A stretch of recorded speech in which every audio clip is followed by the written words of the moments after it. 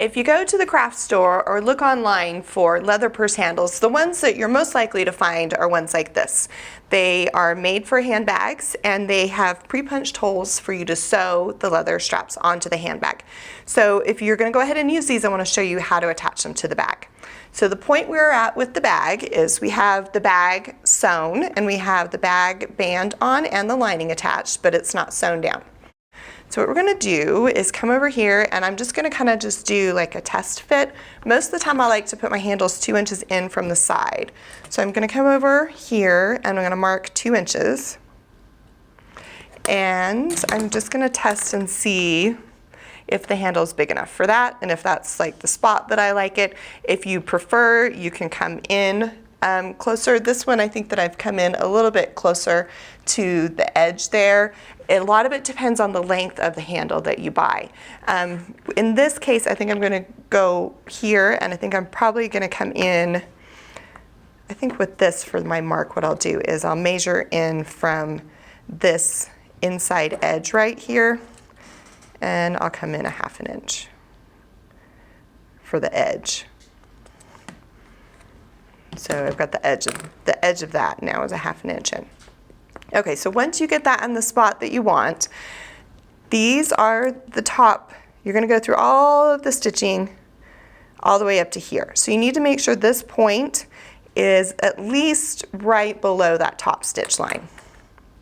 So I like where that is. So what I'm going to do now is I'm going to pull this lining up, try my best to keep that in place because you don't want to sew through the lining because then your stitches will show. Okay, and then I'm going to use binding clips. I'll use a little bit bigger binding clip for this one. And I'm going to clip it so that I can keep that lining out of the way and keep this in place as I sew.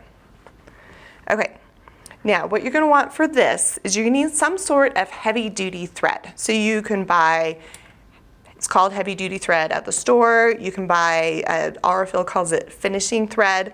You just need something that, or top stitch thread, something that's a little bit heavier weight than just your normal thread that you run through your sewing machine.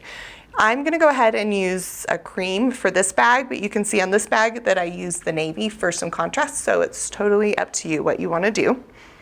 So what I have here is I have a needle threaded with a knot and I have it doubled over. And what I'm going to do is I like to start at the bottom point. So, and I do find it helpful for this part if you have a thimble to go ahead and use a thimble because it can kind of wear on your fingers a little bit, pushing the needle through. Okay, so I'm going to start on the back, doing my best to keep that in place.